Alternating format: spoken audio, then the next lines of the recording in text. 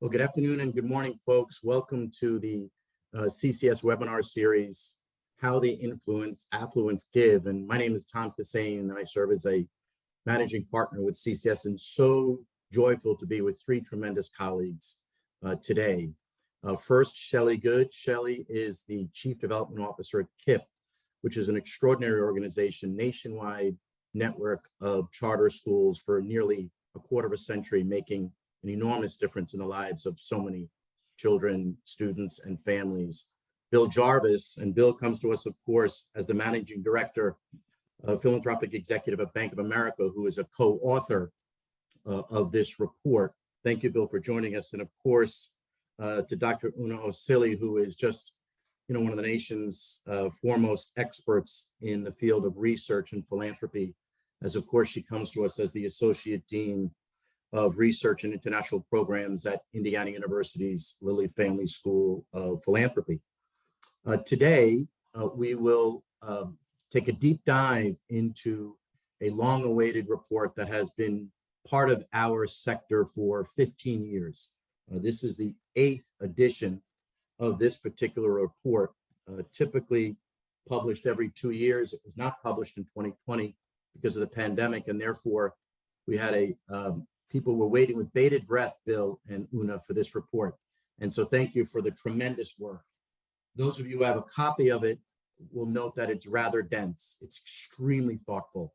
It's very current. And what's most appreciated, Bill and Una, about this report is that it offers behavior to a particular cohort of donors.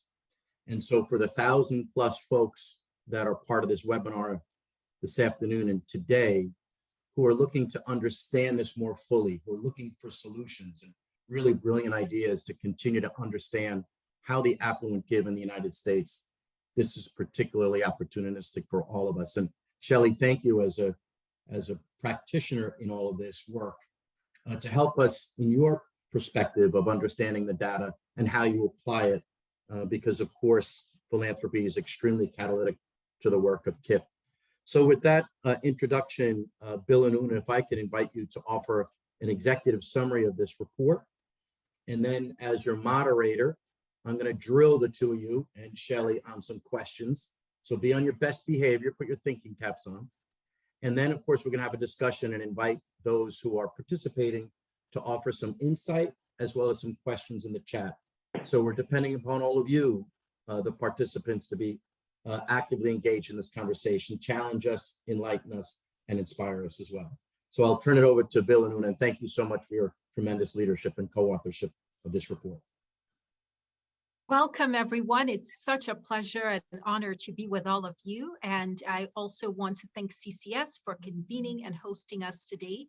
As you've already heard, today we're going to do a very quick overview of this tremendous report, the 2021 Bank of America study on philanthropy, which is a long-time partnership and collaboration between Bank of America and the Lilly Family School. We talk about collaboration a lot in the nonprofit sector, and today we're going to see some of the results of this study.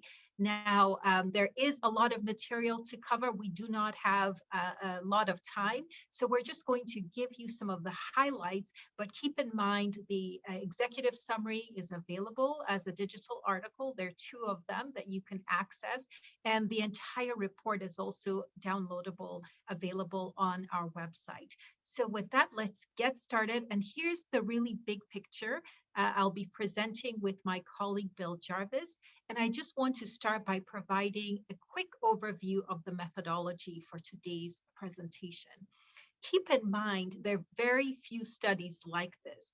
The Bank of America study on philanthropy is based on a nationally representative random sample of affluent donors. In addition to this big picture and large sample of donors, we also have in-depth analysis based on age, so younger donors are represented, gender, race, and sexual identity.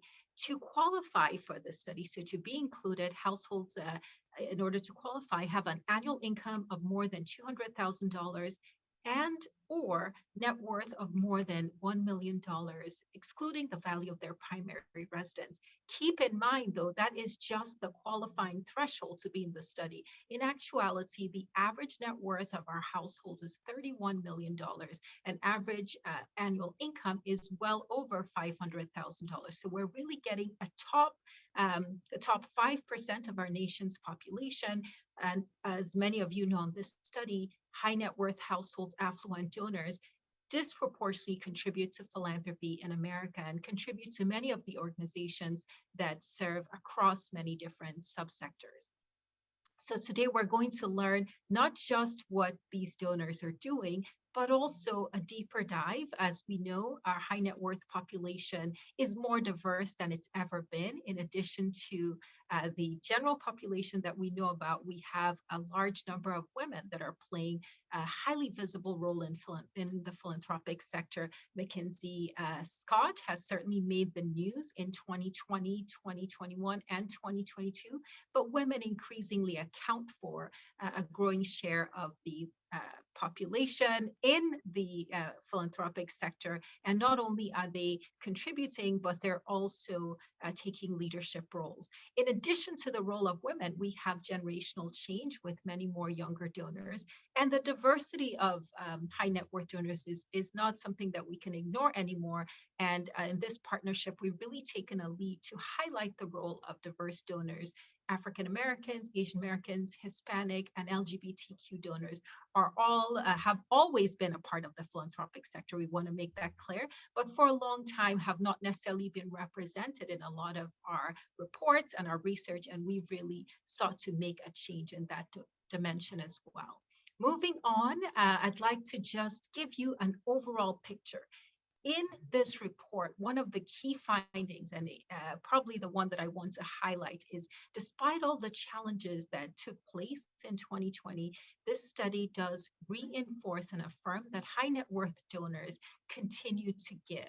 What we also find is that affluent households not just continue to give, but actually give at higher rates. So 88% of donors, the high affluent donors, gave to charity in 2020. When we compare this to the general population, we've also noted that that is not as high. While Americans give and are very generous, we do find that giving rates do vary by income and wealth, and this study affirms that finding.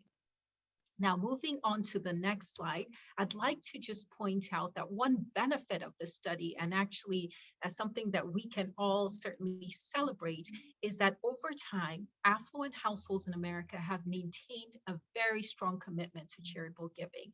As we have had the benefit of conducting the study over time, we found that in all the years that we've been conducting it, and this data goes all the way back to 2006, we have found extremely strong commitments to charitable giving.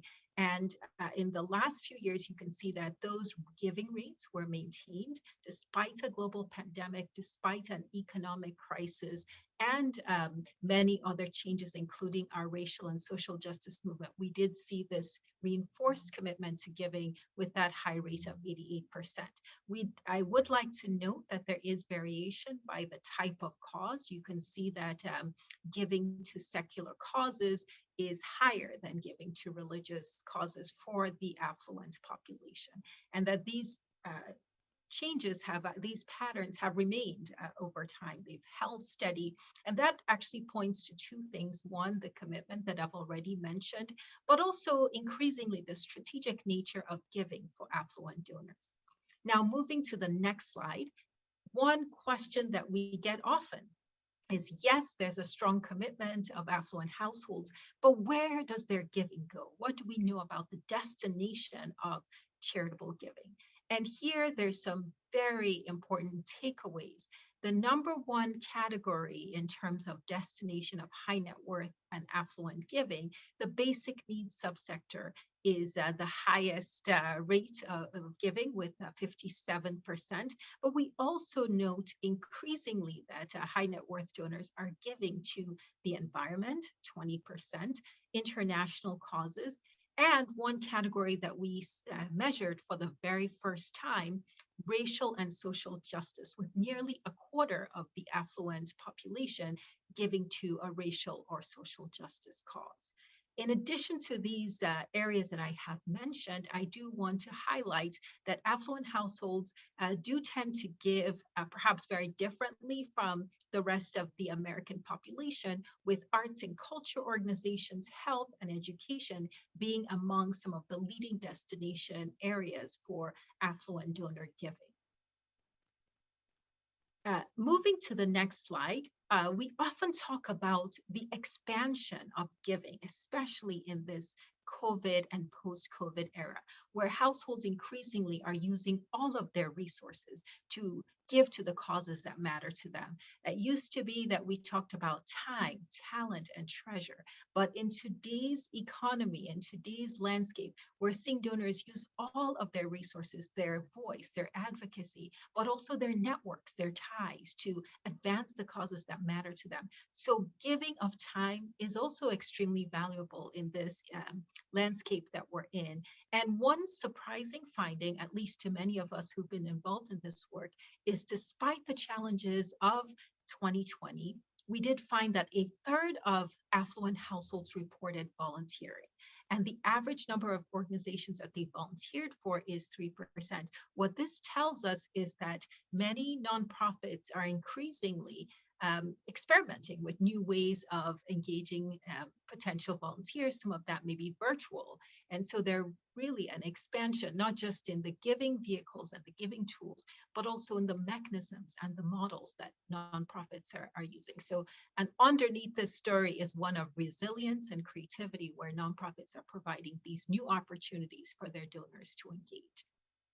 Moving to the next slide, volunteering is one area that we do have to pay close attention to, because volunteering and giving tend to be highly correlated.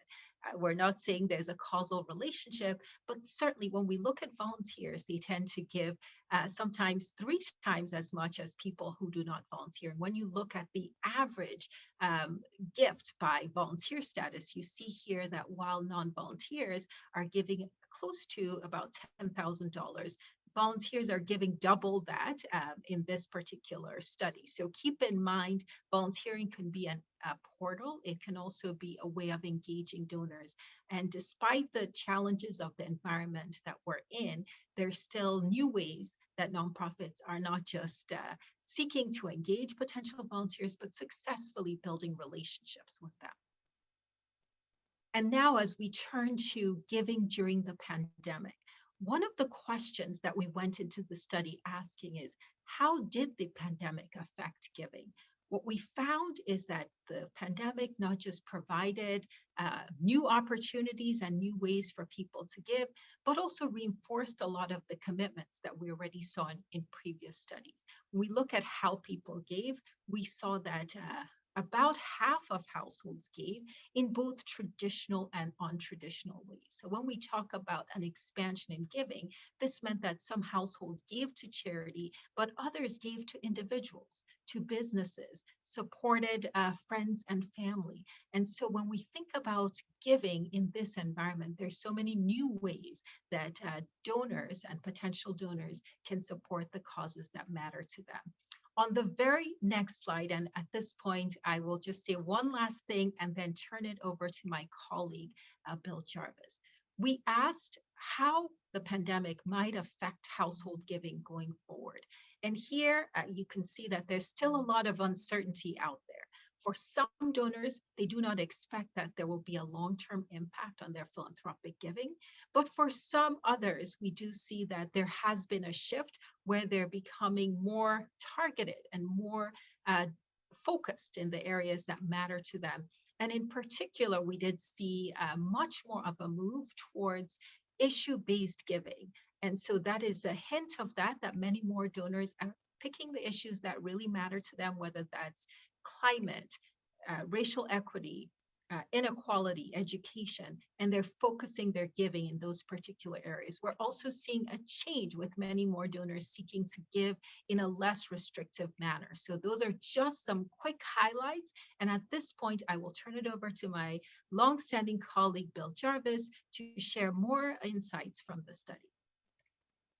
Well, thanks very much, Una. And again, thanks to Tom and thanks to Shelley, to CCS for enabling this webinar to occur. As the managing editor of the study, good partner with Una, very happy to be here. Now we're going to pivot a little bit and move away from what people gave to more subjective areas that may be of interest to you. And here we see in this slide motivations for charitable giving. So if you look at how this slide is organized, the part you want to pay attention to is on the right-hand side, that navy blue, which is where people say, I'm always motivated by this particular item. The sky blue in the middle is I'm sometimes motivated. The gray is I'm never motivated. And you can see very, very clearly, we've organized it by what are people always motivated by. Belief in the mission of the organization. 58% say that is always a big deal for me. Why is this important for you as fundraisers? Because for many of you, if you're thinking about your organization, if you have the organization that you work with, or if the organization is a client of yours, they're going to say, well, people should give to us because we have a need. No, it turns out from a donor's point of view, the motivation for giving is not primarily the need. The need actually is there. If you look third from the bottom of this page, in response to a need, but only 9% are saying I'm always motivated there. So what are the top points? Belief in the mission, and then reading down, belief that your gift can make a difference. So it's not just getting pitched into an undifferentiated pile, right? And this is particularly important for your wealthy individuals. And then third, very important, for personal satisfaction. Giving to charitable causes makes people feel good. And that is a very important part of what you're trying to do here, in addition to the more traditional notions of giving back. Now, for many people who will look at charitable giving from the outside, they'll say, well, this is all about the tax subsidy. The tax subsidy is there, but you can see it's smack in the middle. Only 14% say this is always a motivation for me. And actually later on in the study, we can see that even if the tax benefit were eliminated, almost 3/4 of the donors in our study say it wouldn't change their philanthropy at all. So this is the framing in terms of motivation. If we look now in terms of how you're thinking about volunteering as opposed to giving, oh, here's the need, aha, it pops right up to the top. So here's the message that I think Una was very good at framing for you and for your organizations. Of course you have the need. Of course you want the donors eventually to give to you. And we notice that the volunteers on average are giving twice as much as those that don't volunteer. So we can conclude that at least potentially volunteering is a gateway to charitable giving. And volunteers do respond to an organizational need. And then here's that second point. It's right there with the giving, believing I can make a difference, and personal values or beliefs. So these three are knitted together. They happen to be in a slightly different priority, and that expressed organizational need can lead to volunteering, where the volunteer comes in, learns more about the organization, understands how the organization's values are aligned with theirs, and then becomes a donor. So this is a narrative that's very clear, it's very easy for you, and it requires intentionality, but it's something that we believe would be held up by the data. Now, Una mentioned that 88% give. We saw 90% in 2018, 88% in 2020. Call it almost 9 out of 10 households are giving to at least one charity. So there are 12% here, the reciprocal of 88%, that say, no, I don't give. So we asked them about what their situation is. And the top 3 reasons are actually interesting here. First, taking care of my family was a higher priority. And what we do here is to see, well, let's cut this in some way across our gender, our generational groups, and say if there's something going on here that we can point out. But really, at least in taking care of family, it's kind of much of a muchness. Women tend to respond somewhat more to that than men. Those older than millennials who might actually have growing children, children in college, that kind of thing that they need to care for. But generally speaking, it seems to be that among this 12%, call it roughly a fifth to a third are saying that family was a higher priority. And I think it's important when you think about this group to remember that wealthy or affluent individuals are not always people with inherited wealth. We see this in our private practice in the Bank of America Private Bank where I work. Of course, we have multi-generational families, 3rd, 4th, 5th generation of wealth who are preserving and transmitting that wealth. But for many, many of our clients, they are growing businesses in real time as we speak. And so it's not unnatural to say those businesses in 2020 might have had reversals, might have had situations that were difficult where they would say taking care of the family was a higher priority. The second I have no connection to an organization. Again, kind of much of a muchness, 20% among men and women, 17% less, more among the older group. The point here is, if you don't have a connection, that's in your power as nonprofits yourselves or as fundraisers for nonprofits to make that connection, to find who these people are, to reach out to them. Where there is a connection, the implication is, if I had a better connection with, again, remember, alignment to my values, identification of a need, I might in fact want to be involved in giving. And then finally, we have these crabby people who say, I just don't want to give, right? And that's the irreducible core. Men, women, millennials, older than millennials, call it, 15% to 25%. Hard to get to these folks. I wouldn't necessarily say you have to concentrate on them right away, given the relatively high promised land that's there in terms of taking care of family and having no connection, but it is there. There are some people, call it a quarter of our 12%, which would be, say, 4%, something like that, 3-4% who simply say, I don't do this. Now, in terms of sources of charitable giving, because of what I just said, that in many cases our affluent individuals are building businesses, it's not unsurprising that nearly 80% of the giving comes directly from personal assets and income. However, we do see, as we go around this circle, starting at the top, 3% who say, well, there's a charitable trust that my family has set up and we give out of that, or other charitable giving vehicles. 5% do have family foundations. That's and still an important part of giving. But look at that red 9%, the donor advised fund. This is growing substantially. What we also see again in our private practice is, even where you have a multi-generational family, where they might have a very visible family foundation, very often individual members of that family will also have each their own donor advised fund. And why do they do this? It enables giving spontaneously. It enables giving, in many cases, anonymously, and very targeted into the particular interest of that family member. So here's the point. Much giving does not come through institutions. Una, we know 86% of the money comes from individuals rather than institutions such as foundations. So if you're thinking about fundraising, of course foundations are important, of course institutional donors are important, but you do have to look to individuals, and within individuals you need to look at this difference in terms of not only personal assets and income, but what we would observe as the rise of donor advised funds and their continuing advancement. Now, impact investing is another type of giving, and this requires a little bit of definition, so just bear with me. An impact investment is not a gift. It is an investment in a financial instrument. We're talking green bonds. We're talking instruments issued by community development financial institutions. We're talking about instruments relating to qualified opportunity zones in many cases. And what we saw in 2018 when we asked this question was a relatively small number that said, oh, we've done at least one of these. It was 7%. Fast forward to 2020, that number had nearly doubled to 13% that said we've made at least one impact investment. And of course, as you can imagine, led by who? By the younger generation, by the millennials and the Gen Zs, and also, interestingly, by African American donors, by Hispanic American donors who are making these donations. Now you might say, well, gee, Bill, that's interesting, but that's going to now take away from the other giving that I'm getting. But this slide shows it's not true.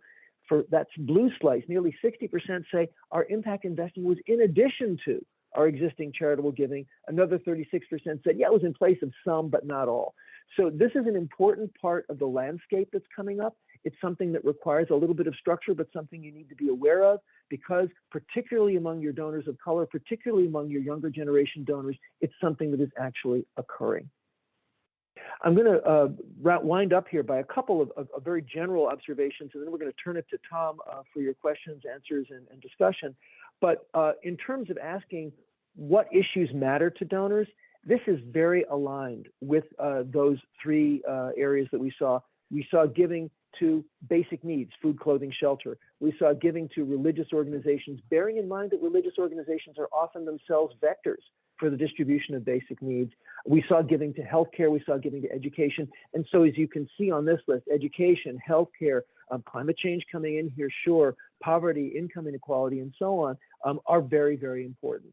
And to this, if you're trying to put a canopy over this, of course, arts and culture are there. Of course, other things are there. However, what we can observe is that our citizens of means are very concerned with the alleviation of the material needs and the intellectual life affirming needs, the ability to make a living of their fellow citizens. And this is where philanthropy is being directed, not only because these issues are important, but because, as we can see in this slide, they are frequently either totally linked, very, very linked, as you can see for 52%, or for 27%, somewhat more, but I'd like them to be more closely linked. So this issue of the interests that you're caring about and your philanthropy certainly bears examination, and also for you as fundraisers here on this call, bears an awareness that you should keep in mind.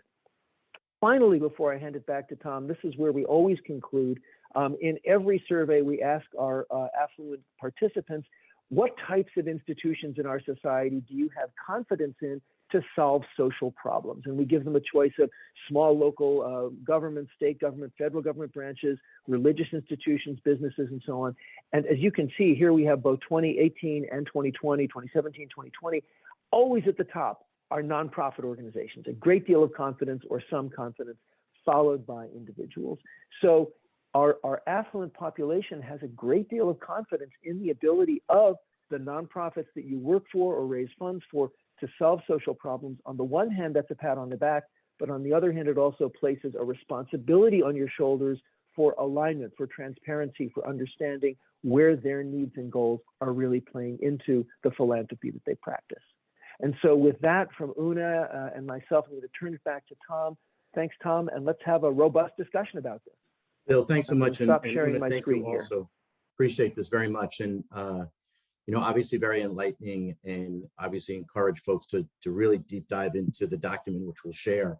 But Shelley, can I start with you? As Chief Development Officer of KIP, you represent an organization that's relatively young, 27, 28 years old. You're not a 100-year-old established nonprofit institution. Secondly, KIP doesn't have sort of the inherent donors that perhaps some of the other nonprofits have, right? You of course have graduates of your charter schools, but because it's relatively young, you don't have graduates that are 40, 50 years upon graduation. It's not like you have worshipers that spend time with you every week or grateful patients. And so as the majority of affluent individuals draw upon values, right, when determining the nonprofits that they support, how does KIP emphasize the top three reasons? Values, interest in the area, and your reputation. Those are the three big sort of responses. How does that fit for KIP, and how do you continue to attract donors given your landscape? Thank you for the question, Tom. And I just want to say thank you it's a pleasure being here, and thank you to Una and Bill for this terrific study. What I've noticed is a real intersectionality in the way that you phrase the question. So donors are looking for, what they are seeing is the value in KIP because of our demonstrated performance and the metrics, and so that's one thing. And then there's that personal connection of understanding that they are affecting lives, and so there's that personal connection that's there. And then you see a need to both solve structural issues, thinking longer term, and then with the pandemic, also shorter term issues.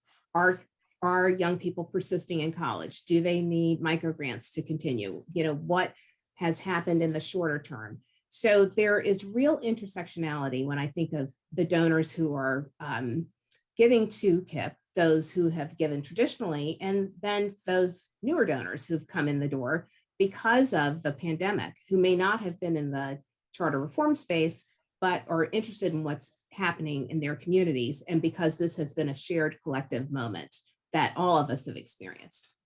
That's great. Shelley, staying with you, just another point is, do you see high net wealth affluent donors skipping rungs of giving? So when we all went to fundraising kindergarten, remember that back in the day? Isn't that so much fun? That was so much fun. You learn that before someone makes a 7-figure gift, they usually give a 6-figure gift or a 5-figure gift or a 4-figure gift. Do you see affluent donors skipping those steps and jumping to large commitments at KIP? And how do you do that? Because that's, there's either impulse buy or there is a lack of patience perhaps by some of our nonprofits to wait for that moment? Mm-hmm. So it's a both and we have some donors following that traditional path and the choreography that we all learned many years ago. But you can't rely on that because you've also been taken by surprise by donors who have taken that leap. And the challenge and opportunity for organizations is to be ready for that leap. A donor who's made a 7-figure gift or only a 6-figure gift is now making an 8-figure gift. And if that wasn't part of your calculus, are you ready? Are you ready for the way they may want to give the gift? Are you ready for the dialogue that will spark as it relates to future thinking? So not only in this moment. So it's a both and I found that it has made us be more adaptable and ready to pivot, to be on the other side, to be ready to accept these gifts and to have that generative conversation. That's great. Terrific. A question about, you mentioned a little bit earlier about issues-based giving. And one of the last slides that Bill offered was, I think, Bill, the slide said something like 64%, and I'm paraphrasing, look towards solutions, right? I mean, you've been at this for some time. I mean, this is your career. Are you finding a sense that high net wealth individuals as compared to non-affluent donors, it's solution-based versus sort of institution sustainability-based, if you understand what I'm asking? Absolutely. One benefit of this study is that we have the longevity. We've been in this for some time, since 2006. And when we first started collecting this data, when you asked people, why do you give, or what are the factors that motivate your giving, we would find things like, I give to organizations that I always gave to, or I have a relationship, or my values are aligned with this organization. Fast forward the tape in 2000 and of course 2020 now, we're seeing many more donors highlight the issues that matter to them. So that could be education, that could be climate, that could be racial justice.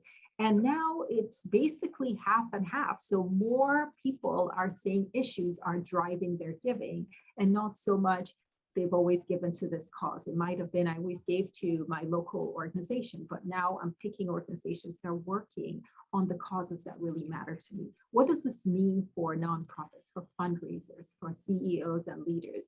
It means really thinking about what are those issues that you're working on, whether that's climate, whether that's inequality, whether that's gender inequality, and make sure that you can speak to those donors who care about issues. In other words, all nonprofits are working on issues, but many don't think of themselves as issue-based organizations. In order to have that conversation with a donor, you need to highlight those issues. And this is especially important for younger donors. I really want to mention that because one benefit of this data is we can do these deeper dives.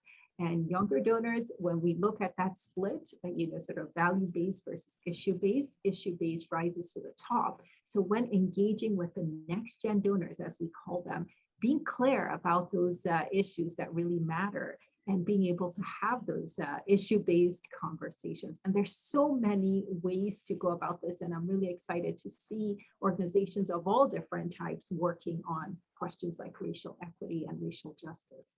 I'll stop here. Well, I appreciate Tom, that. if I could just add briefly Sure, to that, this is very important because it's easy for a conversation like this to talk about the millennials as if they were still kids in their parents' basement.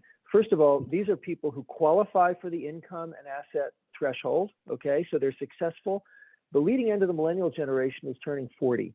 So we're talking about early middle-aged people who now have a sense of responsibility and who are very skeptical about traditional brand claims to virtue, right? So if you're an established organization, you might say, oh, we're good. We've been in the community 120 years. We're fine. No, you're not. You've got to rebrand yourself and reprove yourself all over again to this new generation of donors by doing what Una just said, by identifying the issues that you address and your competence and effectiveness in addressing those issues, and then associating that with your historic brand. So it's a little bit tricky here. You're going to have to do that balancing act of at the same time appealing to the traditional donor who says, yes, I support so-and-so year after year after year, while at the same time rebranding yourself with those newer donors. That's great. Shelley. If I could just quickly jump in, and that means more work for you as an organization, as a fundraiser, because you can't rely on the way you've told your story before you have to do the work to lift up that issue. You can't assume people automatically understand what the issue is or that it's so obvious. So that means there's more work on your end. Yeah, and you might say, Shelley, in your world, you might say, Shelley, in your world, people would say, oh, Shelley runs charter schools. No, Shelley transforms lives, right? So how do you do this, right? Which one do you lead with? I'm a charter school or I'm a life transformer? I think you know, right? Right. That's right. Or education is justice realized when you're thinking of the moment. Right, And exactly. there are many ways to, sorry, Tom. She's a superhero. I've known her for a couple of years. I see it every day. And Una, I just wanted to say thank you for representing Generation Z, folks like myself. I often feel excluded. But there is a question here in the chat about gender giving. And so I'll just cite it. So are there significant differences between the responses from women and men in this cohort of donors? Bill, Una, Bill, you want to give that a shot? Have you noticed big differences in gender giving?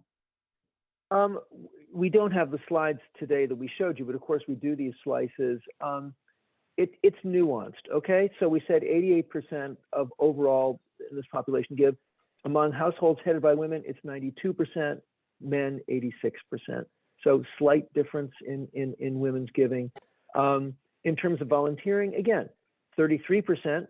We had overall 30% volunteering, 33% of women are volunteering, 29% of men. So there are these nuances. It's hard to say, oh, this is what it is absolutely.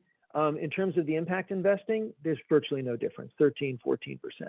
Where you do see a difference is if we ask about the affinity groups that you give to, of course you'd expect, and it is true, that members of a particular group do tend at the margin to support causes associated with their group. So when we ask, for example, do you give to women's and girls' causes, 17% of the study population said we do, but among households headed by women, that was 22%. So a significantly higher number. So I guess that's where I would go with that. Una, what else do you have to say?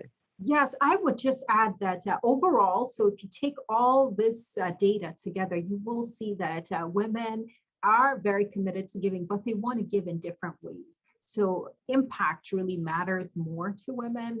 We often talk about the engagement piece. It's interesting because we see that for next gen donors, that it's really important to engage female donors in a way that they want to be involved in the organization. They want to be involved in the sausage making. And the last point I'd make is something that is also very interesting, especially in the environment that we're in. When we look at giving to racial and social justice, we also see that women are very passionate about this cause. And just recently, the Women's Philanthropy Institute did a deeper dive in that study and found that younger women in particular. So as we think about these new areas of giving, we're seeing that women are actually playing a leading role in lifting up these issues. And I just mentioning Mackenzie Scott earlier, I think she has also sought to, by the nature of her giving, really highlight this idea of racial justice, equity more broadly, but also more unrestricted giving. And we're seeing women actually pioneer some of these new approaches. So in terms of just the affluent donors, another data that's represented in the report that I found kind of surprising, Bill and Una, was about the level of charitable giving knowledge of affluent donors.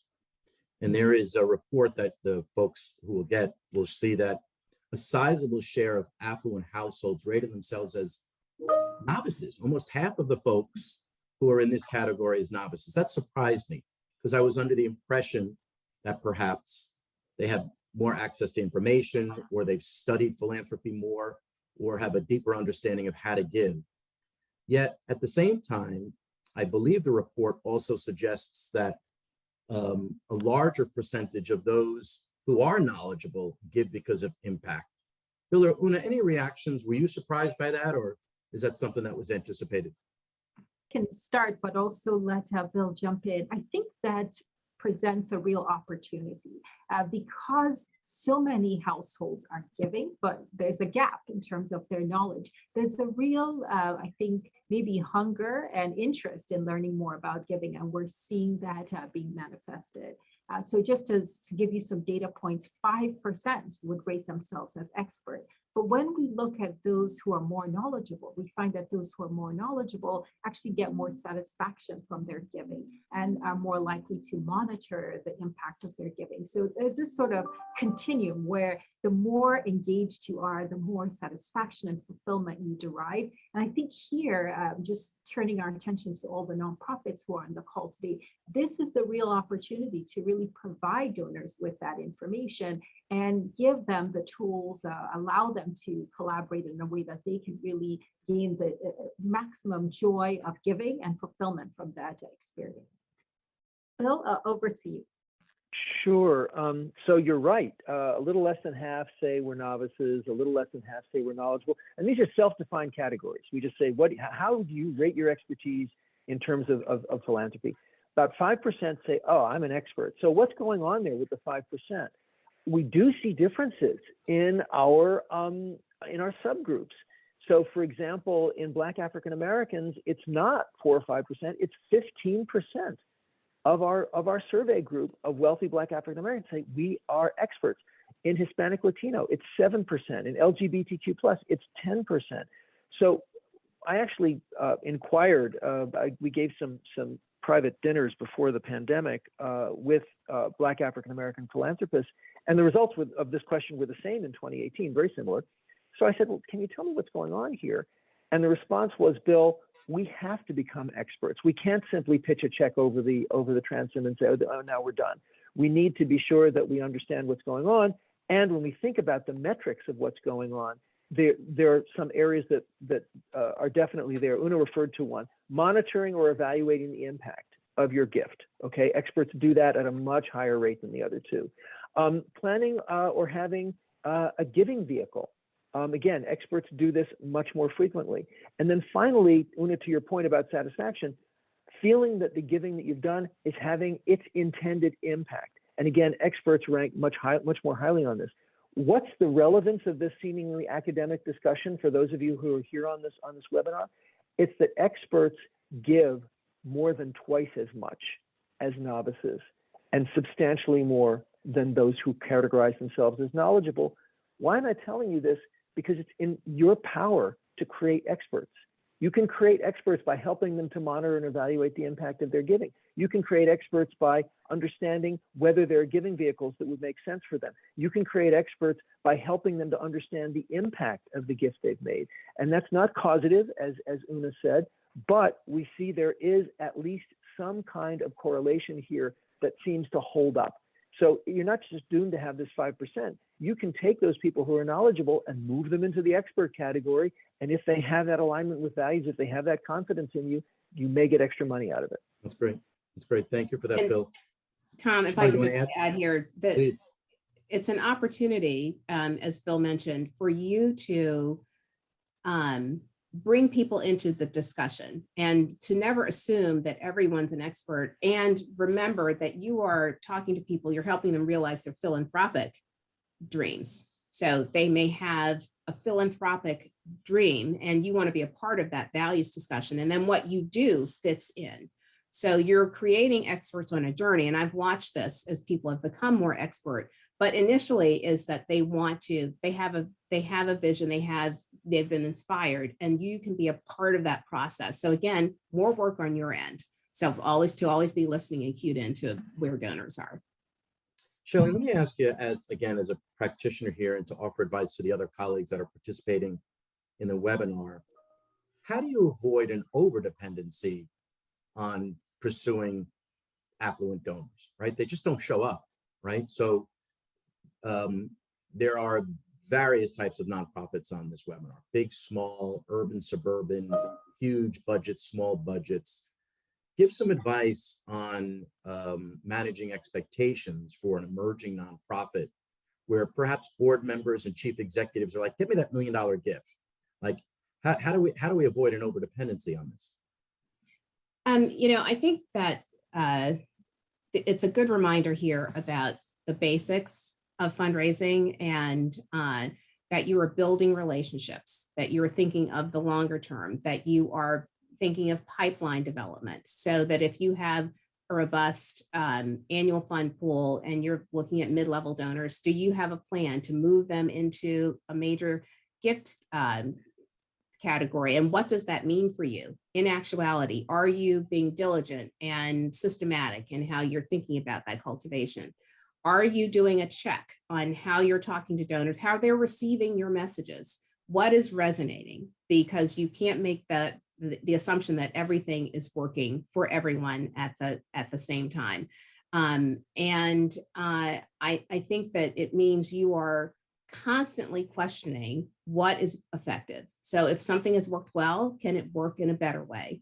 If you have had a certain cadence, as if nothing in this moment has shown us, then maybe you need to speed that up when you're thinking of donors and how you're engaging them. Are you relying on assumptions about donors staying where they were? You have to remember your donors are giving to many organizations. What are the approaches that are effective? Are you asking them questions about what they're finding as effective coming from other organizations? Don't assume that they're only a part of your club or a part of your community. You want them to feel like they're part of your community, but you also, it is your job to be constantly attuned to where they are and to be asking yourself, what are other organizations doing that's effective, whether that's in your community, place-based or nationally. Just make sure that you're aware of what is happening more broadly in the broader environment. Great. Bill or Una, did you want to add to that? So Shelley, there was a question from the chat real quick, if you don't mind, about asking you to offer some strategies.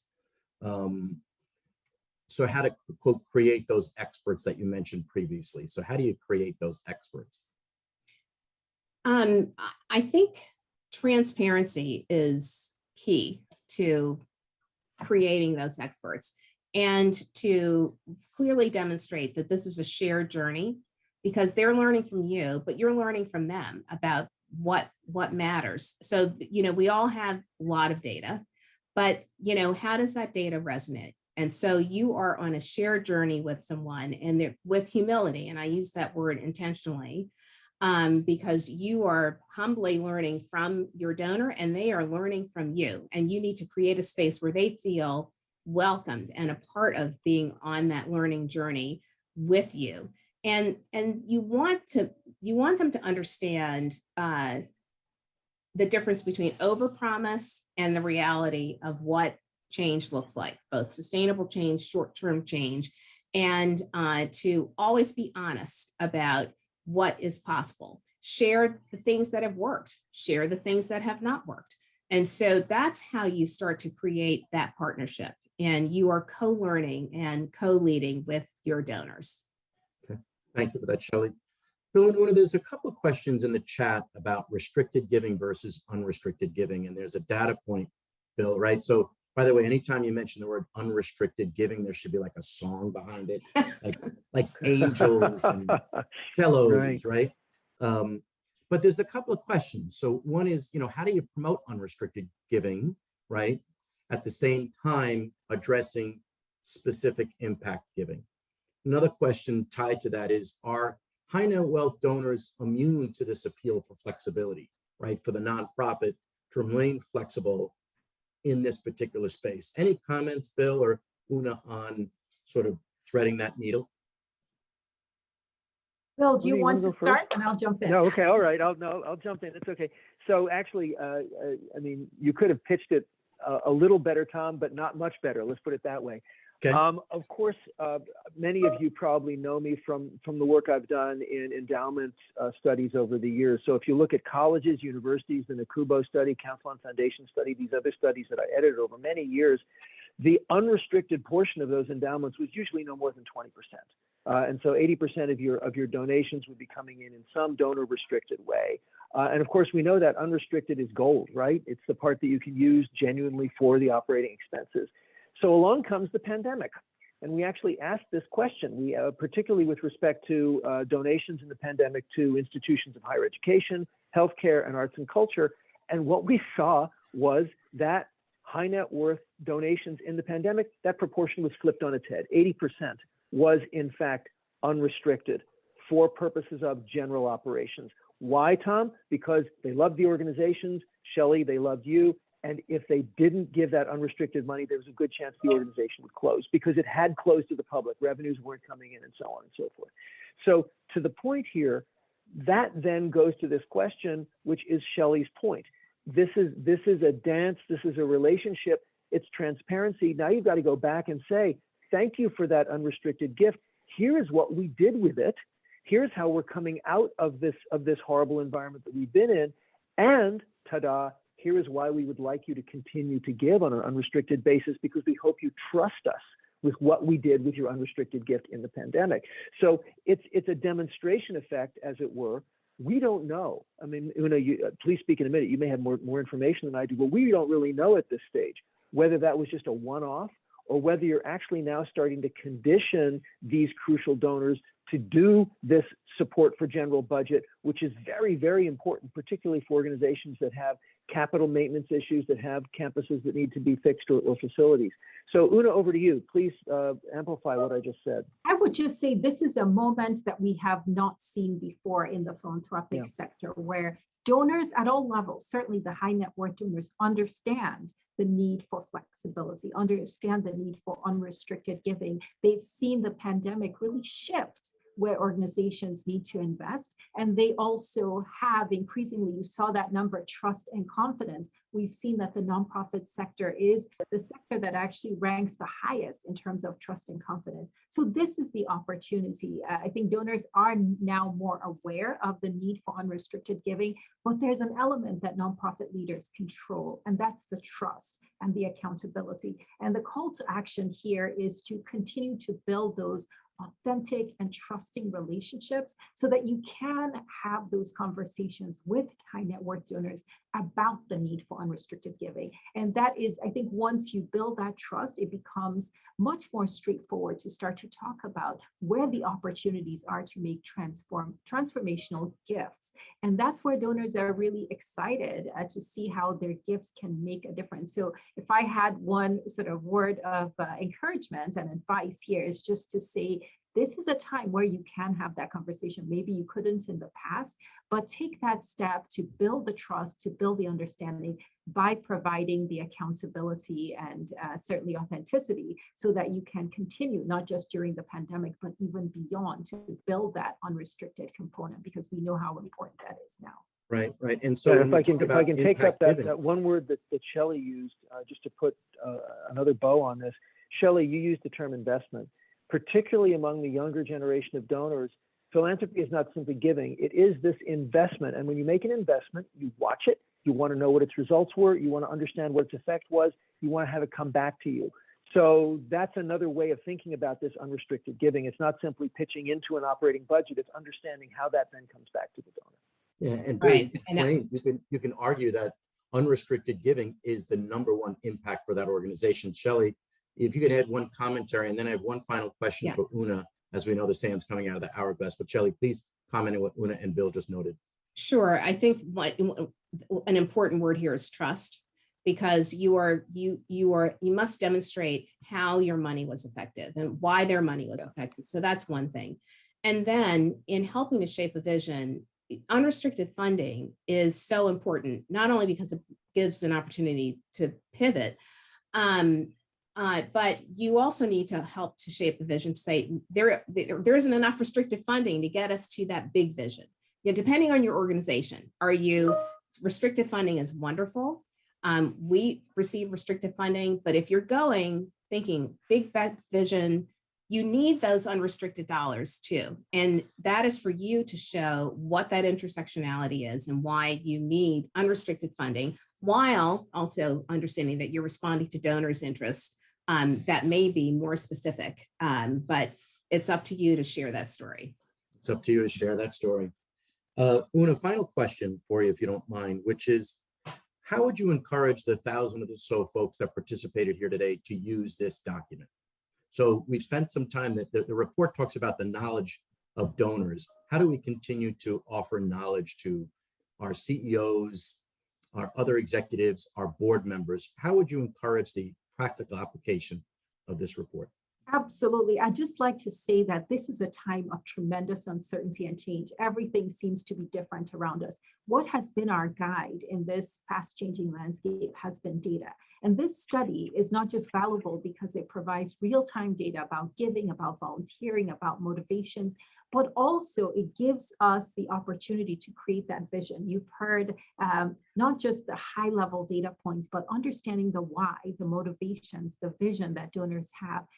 All of this information, if taken together, can help donors, but also nonprofit leaders, CEOs, and boards help craft that post-pandemic vision to build organizations that are, of course, more effective, but also can build those transformational relationships with donors, which we know are crucial right now.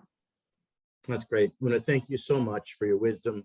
Bill, thank you so much, of course, for sharing all this information and co-hosting the report with the Lilly Family School of Philanthropy. Shelley, thank you for your, on the ground, thoughtful, insightful superhero work that you do. Folks, please know that we received upwards of about 50 questions in the chat. We will do our very best to engage Bill and Shelley and Una again to respond to as many of them as possible, and we'll push that out to all of you. But grateful for the participation of 3 rock stars here today, and we look forward to continued conversations with the 3 of you and with all that participated. Thank you for what you do for philanthropy. It is the bedrock of our society. Have a wonderful afternoon, wonderful morning for all of you. Thanks so much.